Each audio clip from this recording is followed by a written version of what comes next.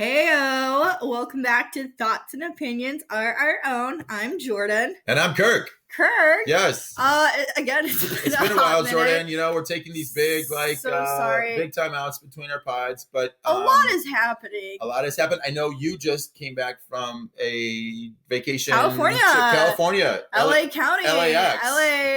Yeah, there we go. That was fun. You flew to LAX. You were there a few days. Yeah, it was super quick. But I went to Santa Monica Beach. That was super cool. Sure. Pasadena. Yep. Azusa, West Covina. It was really fun. Did get stuck in the traffic? Yes. Did everyone warn me about it? Yes. Is it the 210? The 210. The 101. The 105. The 605, 610, whatever. But to my California people, you have patience, and I admire that. Maybe they're listening to our pod as they're you know they probably are. So you can relate. You can relate to Jordan. That's interesting because sometimes I feel like we have plans like, hey, we got to get here, we got to get there, and then life happens, and definitely, and you're in a backup. I remember, and people say, oh, is this happening? Like, is this a surreal moment, or this is not happening? Like, this can't be happening to me right now. And so, depending on just, is it a minor kind of, hiccup in your day schedule? Or is it like a major, like... I think of, and this is terrible, the whole Tanya Harding, and she was like, why is this happening to me? Nancy Kerrigan. Yes, you're right. Yes. That was here in Detroit. You're right. Nancy Kerrigan. That makes Detroit look okay, that's a whole nother pod, but you're right. That was here in Detroit. We all watched her. She's like, really why is this happening? Again, that's probably, I'm guessing that was her, like, this is not happening moment. She was getting ready and we all watched to win the gold medal. Right. And then the whole Tanya Harding, Nancy. Wow, that was Thank you. So I'm going to share. Yeah, go ahead. Hopefully this is one moment. It was Thursday, March 15th, 2012. Yes, it's true. You have the date down and you can tell this has really had a, memorable it's impacted you. Impression. So I had just started I was coaching JV girls tennis at a local school here in Metro Detroit. Sure. And we had just started the season. So the boys, I did the boys season in the fall of 2011, and then I started the girls season in the spring of 2012. And it was the fourth day of practice. We just started. Oh, so you had just started. I just met my team. Oh, We're getting to know each other. They're angry with the rules and the schedule. And so we were having a pretty good practice. I remember the weather was warm, actually. And here in Michigan, for our listeners in Michigan, sometimes in the spring it's warm. Sometimes it's cold. Sometimes it's snowing. And, it can change. Rain, mud. It can change very quickly here in Michigan. All 4 seasons in March. we were having a pretty good practice. And then the wind was picking up a little bit. And, the leaves are flying around. I'm like, okay, maybe we shouldn't practice a few minutes early.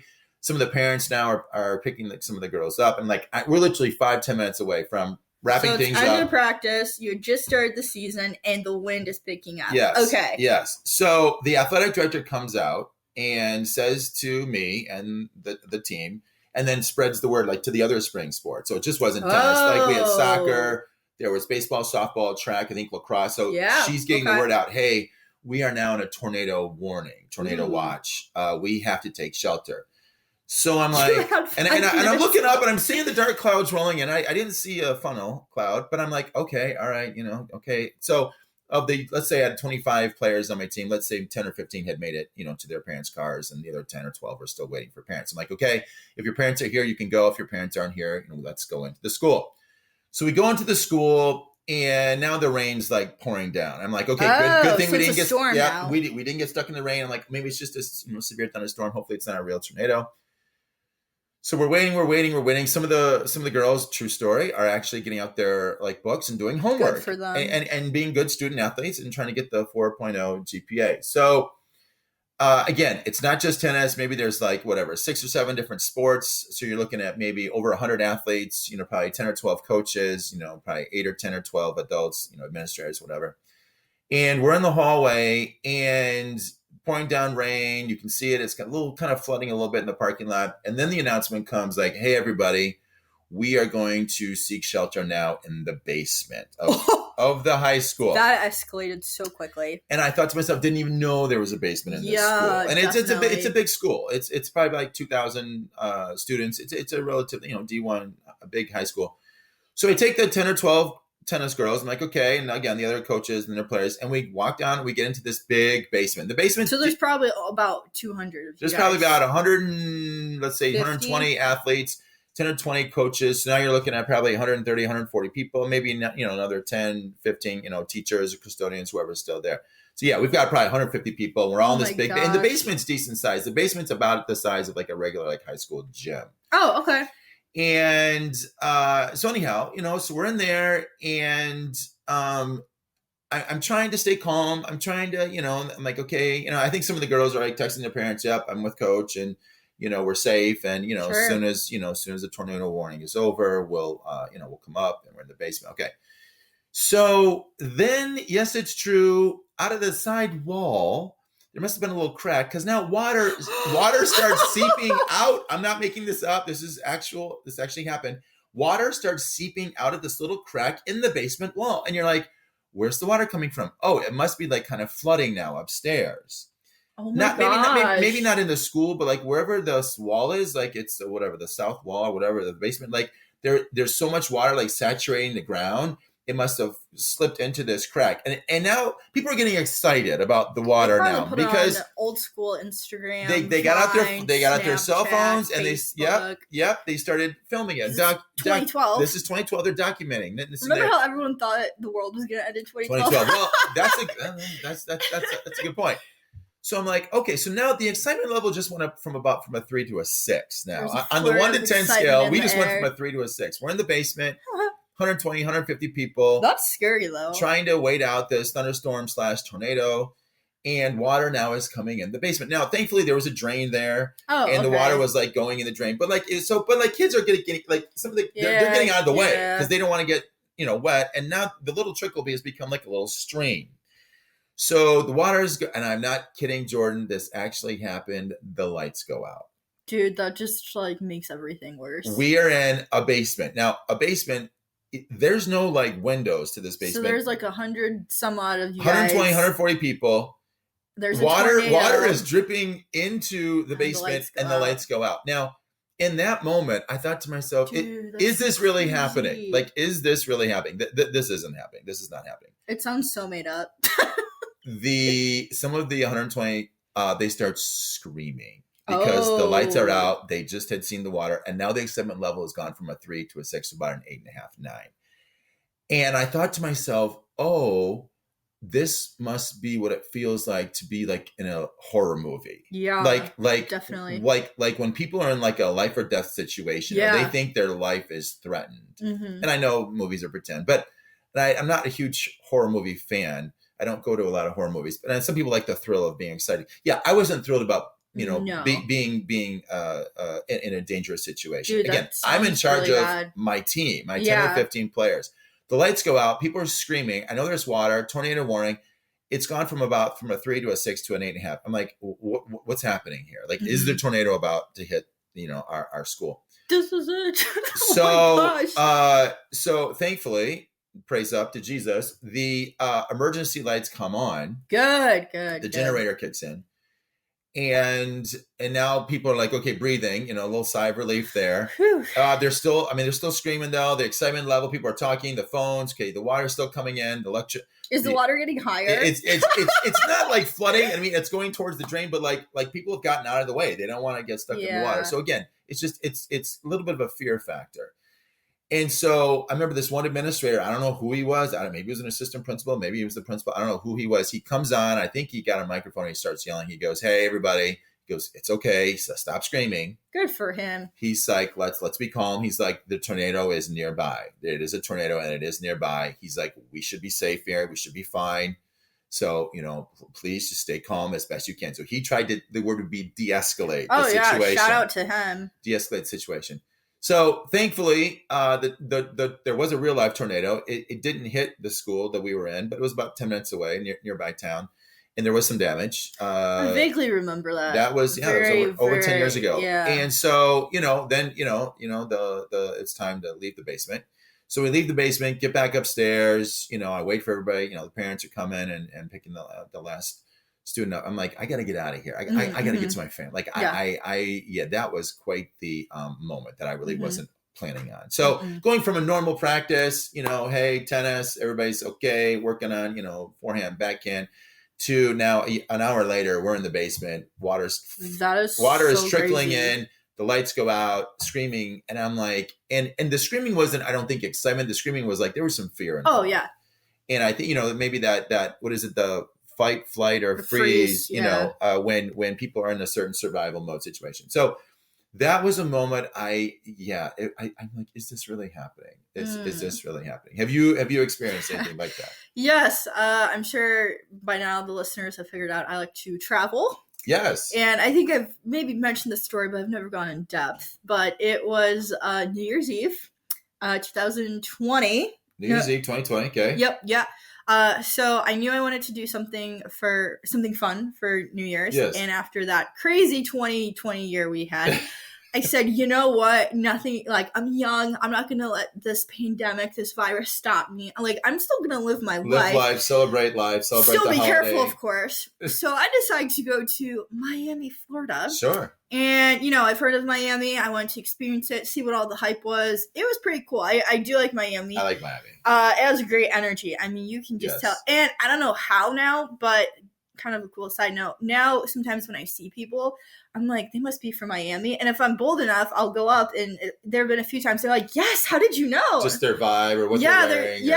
They must. So I don't know. But I'll definitely go back to Miami. Yes. Okay, so New Year's Eve. I'm in Miami, and by yourself or with friends? By myself. By yourself. Yeah. So I probably should have had a travel buddy. But nope, you're flying solo. Okay. I'm flying solo. Okay, so the best, cheapest option to come back to Michigan was a 6 a.m. flight. New Year's Day. New Year's Day, flying out of Miami to Detroit. Straight to Detroit on New Year's Day. At what time? 6 a.m. 6 a.m.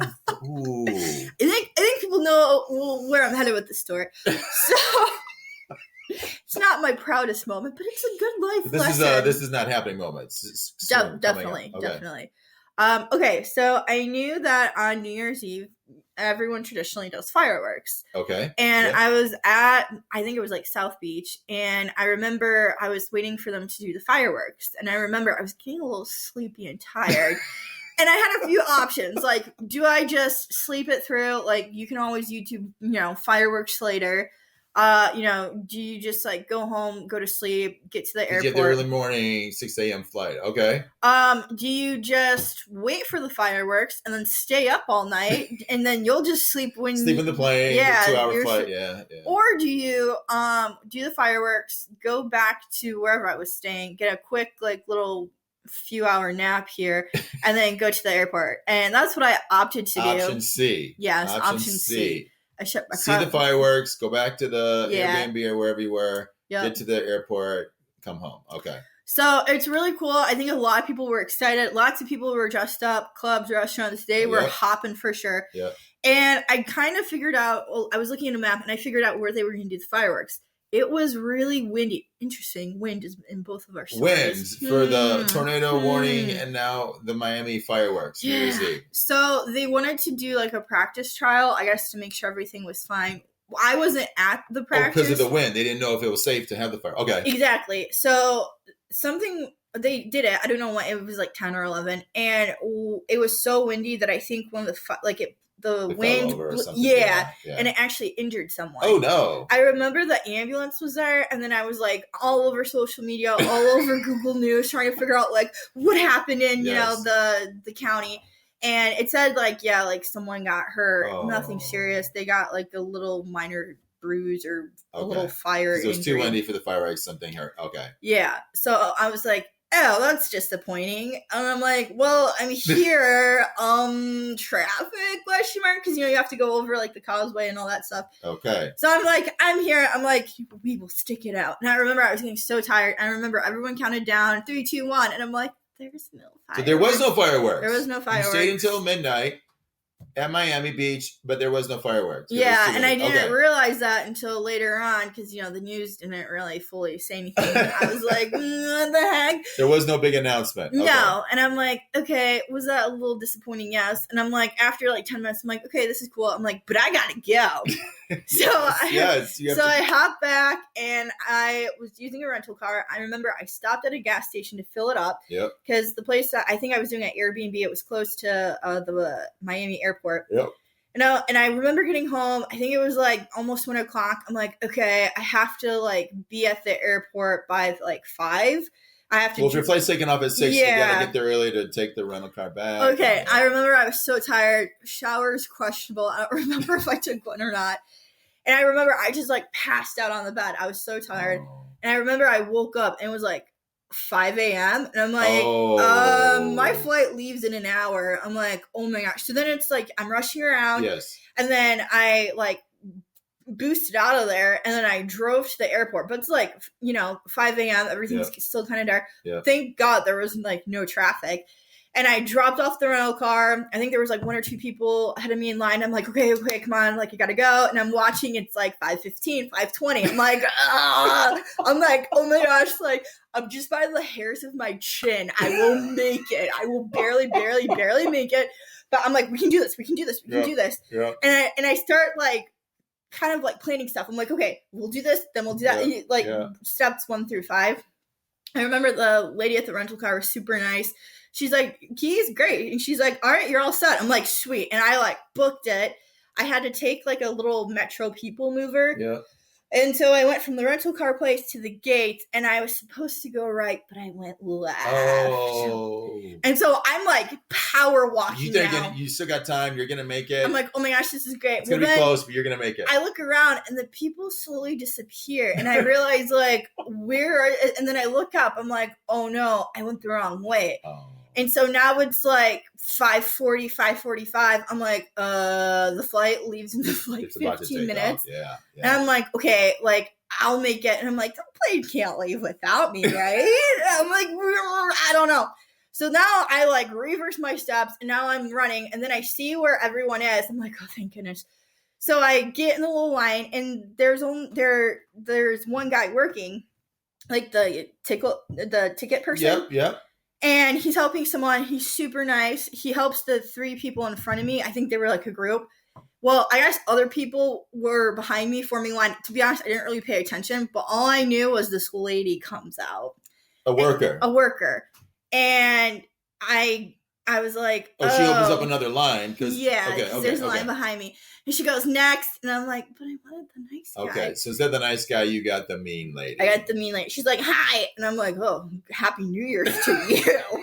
I'm like, this is like 5:45. Yeah. Your plane's leaving in 15 minutes. New Year's Day. Okay. I'm like, okay. I think now it's like probably 5:50. And I'm like, hi, I'm headed to Detroit. And she's like, no, you're not. I'm like, yes, I am. And she was like, ma'am. She's like, I can't let you go. She's like, you're not going to make your flight. She's like, you have to go through TSA. And I turned my head to the left and I looked at TSA and there was no line there. Oh. And she was like, they're boarded. Like, they're getting ready to close the door. She's like, I can't let you go. And I'm like, wait, what? And in that moment, I was like, this is so not happening. Yeah. And like, you know how when you're watching a movie, like the sound goes, and like you see. Or like in a scene, like there's no sound. Like the sound cuts out and they like focus in on the person's face. On the actor. And they're trying to process what is happening. That was me. She's talking to me. I'm sure she was telling me what to do, but I like tuned her out. I could feel the adrenaline and like my heart racing, and I was like, and I was like, what do you mean? You know, like my voice cracked, and like I'm sure my hands were shaky, and I saw my suitcase, and I remember grabbing it. I'm like, oh my gosh, like I'm stuck in Miami. Then I'm like, what do I do now? I'm like, well, do I go back and get the rental car? Do I go back to my Airbnb? Like, yeah, checkout was 11. I mean, I have like 6 hours. Do I go back to the beach? Like, I'm trying to like figure stuff out. Oh yeah, you're processing what to do. And then I'm like, how do I get back home? And then I'm like, how do I get to work? I'm like, who cares about work? Like, you're like thousands of miles away. And then I'm like, oh my gosh, like like dad has to pick me up in like 8 hours from now. I'm like, or like 2 hours. Yeah. Now it's gonna be later. I'm like, how do I tell him? Yeah. So I was like super panicked. And she really wasn't nice to me. And I mean, which didn't help the situation, obviously. Absolutely. I don't know what kind of New Year's she was having, but that was a rough way to start. She's not thrilled to be there at 5:45 working clearly at the airport. So I don't really remember what happened, but I remember she was like, I have to help the next person. And she was like, next. And I'm like, okay. And I was really so you're trying to think, when's the next flight then? Yeah. From Miami to Detroit. If it's 3 hours, 5 hours later, 7 hours later. I'm like, oh shoot, what do I do? So I think I texted Mom, but I knew she was sleeping. So then I'm like, okay, just call like the customer service for the air. And I think it was Frontier Airlines. So I call the guy, and the guy on the phone was super nice. He's like, don't worry, this happens all the time. And I'm like, well, people are connecting flights. They don't quite get there in time. I Googled what to do. What to do when you don't get and it says like, it happens to people all the time. And I'm like, okay, thank goodness. So this is the first time this happened to you, though. Very first time this happened. And you're by yourself because you're in Miami, Florida, 7 states away from Michigan. Yes. You're thinking, I'll be home in 2 hours. Yes. And then now your plans have totally changed. So I called the rep. He's like, don't worry, this happens. He's like, okay, there's not a direct flight from Miami to Detroit, which I totally didn't want to hear. Which like kind of like made me spiral downward all over again. I'm like, what do you mean? He's like, well, we do have one later this afternoon going to Detroit or going to Denver. There's an 8-hour layover in Denver, and then you can fly tomorrow from Denver to Detroit. Wow. I'm like, you have to spend the night in Denver then. Yes, and he was like, here's the number to a hotel. You can stay there. You know, it something about an extra $50. And at that point, I'm like, okay, fine. Like, I got to get home. So now you're flying from Miami to Denver, spending the night in Denver. Yes. And then flying back to Michigan on January 2nd now. Yes. Okay. And I'm like, okay, sure. So he's like, okay, you're all set. Like, you're confirmed. I'm like, okay, cool. So I hop back in line, got the same crabby lady again. And I'm like, hi, I'm checking in for Denver. And she's like, ma'am, like, it's way too early to check in. And I'm like, okay, bye. And I leave. And I'm like, what am I going to do for the next 8 hours? And I'm like, now it's like, you know, like 6:30. And I'm like, So you had to wait in Miami airport on New Year's Day for 8 hours to board a flight. Yep. Not going to Michigan. Going to Denver, Colorado. You knew you were going to spend the night there. And oh, wow. So I remember, I think I called you guys. Oh, yes, I recall. I called, I think, like, Sayla, maybe Aslan. So I called the family. I'm like, hey, just kidding. I'm really coming back tomorrow. And I think everyone was, like, concerned and worried. But at that point, like, I had already processed it. I'm like, oh, it's fine. You know, like, the airport. You had to explain to us then what had just happened. Yes. And was that embarrassing? For sure, of course. But, I mean, like, it always happens to people. And then I ended up, you know, checking in, doing the whole TSA, and then, so I spent the whole day at the airport. I got to Denver, and I actually liked the Denver airport and that Westin Hotel at the Denver airport. So shout out to the Denver area. They were great. They were fantastic. So that was cool. I didn't expect to go to Denver. That was a very interesting way to start the new year off there. And then the next day, I made my flight. So you did make it on January 2nd. Yes. Well, good. Yes. And now I have learned. Well, it's a life lesson. I can travel. I think, like, if I get there, I can't do the super early flights. Like, I have to do. So the 6 a.m. flight, maybe that just isn't for you. No, it's not. So do you have to pay a little extra? Yes. But, you know, I'm more aware. Like, I'm fully alert. I'm aware. I'm ready to go. So, yeah, that was a very good life lesson there. I remember one more quick story. I remember I was a student at a community college, and just think about your plan. Like, you had a plan for that day. You were going to come back. I had a plan one time. I was taking a night class at a community college here in Michigan, and I think it was maybe a summer class. I think it was summer of '89. And on the class, it was okay. It was like from 5 to 8 or 5 to 8:30, whatever. It was like a 3-hour night class. So, but that night, actually, in a local movie theater in town here, they were showing the movie documentary U2 Rattle and Hum, which had previously had come out the year before, in the fall of '88, and U2 is my all-time favorite band. We've talked about that.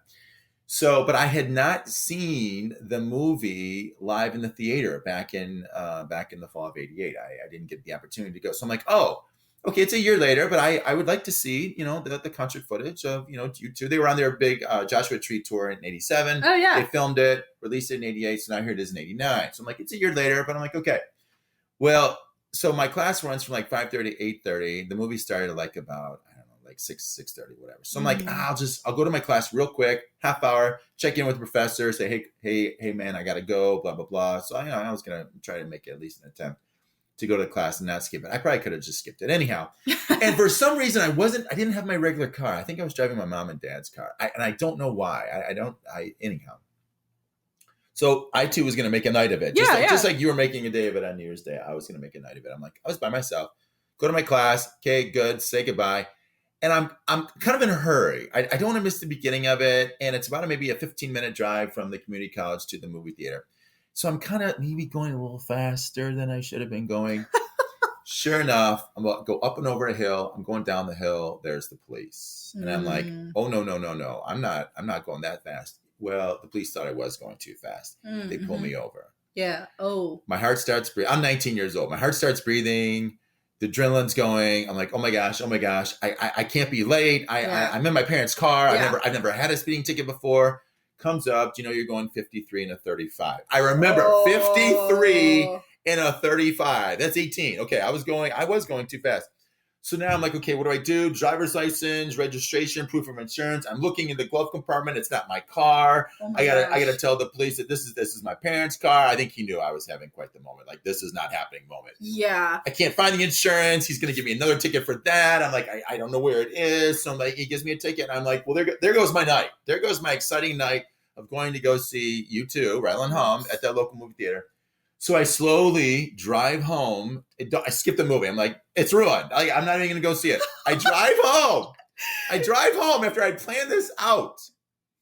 Going by myself to go see U2, Rattle and Hum. I drive home. My dad had just competed and won in a local tennis tournament. He had just won a trophy. He and my mom are celebrating. They're like, hey, we're going out to eat. Do you want to go out and celebrate the big win that dad had? Oh. Well, the answer would be no. No, I'm not going out to celebrate. I'm going to sit on my bed and look up at the dark ceiling and contemplate life. Be a moody teen. And I'm like, this is not the time to tell them, I just got a ticket driving your car. Yeah. So I'm like, I'm not going to rain on my dad's parade. Let him have his moment. But I remember sitting there going, this is not happening. Like, this is... Like, I had these plans. I had it all planned out. It was my favorite band. And I'm like, you know what? I didn't get to see it in 1988. Like, okay, should I have skipped class? Probably not. But I'm like, you know what? I was going 18 over the speed limit. But I'm just like, it literally just like ruined my plans that I had for that night. And it was like 1989. It was like over 30 years ago. And I remember that feeling. I just feeling like, as you remember that feeling from a couple years ago. You're like, dude, how could that just happen? And I'm sure our listeners they could share their stories about, yep, I had plans for this. Like we had a wedding planned, or we had an anniversary celebration. We had a birthday. We had plans to go to Hawaii or Disneyland. And then all of a sudden, like, life happened. Yeah. And you're like, oh my gosh. And then you have to process, what's my next step? And all of a sudden you're like, wow. And so whether it's a tornado warning that, you didn't know, obviously was going to, affect your evening plans, or, your flight is taken off without you, or like you had big plans for a special night. Then all of a sudden, maybe you're stuck in traffic and you weren't planning on it. Maybe you were on the 210. Oh my gosh. Maybe you were on the 210. What irritates me about that, sorry to vent, is like everyone told me, like. So you were warned. That you did have a warning on. But they told me from 3 p.m. to 7 p.m. Don't go. And I left at 2 p.m. So you thought it's really you had an hour 7. window to beat it. Gosh. And I was like, what the heck? So anyway. But you made it back. All right. So, okay. I did. Your story is you made it back. It was a day after, but you made it. Made it back. It took me a while to go see U2, Rattle and Hum. I had to see it on I think the VCR back in the day is when it came out. And then, wow. And then, thankfully my team was safe and the tornado did not hit the school. How crazy would it be if one of them was listening to that and they're like, oh yeah, I remember. If they remember, playing for Coach Kirk back in the day, in the spring of 2012 at a certain school here in Metro Detroit. Even celebrities and athletes have those moments. Everybody, again, even popular people, famous people, yes, rich, famous people have to figure out life when they get it. This is not happening. This is not happening. No, this is not happening in my life. So there you go. All right. Well, good luck if you're in traffic. Thank you so much for listening. I know this was a super long podcast. It was a longer pod, yeah. I think our podcasts are starting to be long now. So thank you to all of our listeners. Thanks for your patience. Yep. And hopefully, you have a better moment than we do. And this is not happening. But, take assurance that both Jordan and Kirk have experienced those moments as well. There you go. Rock and roll.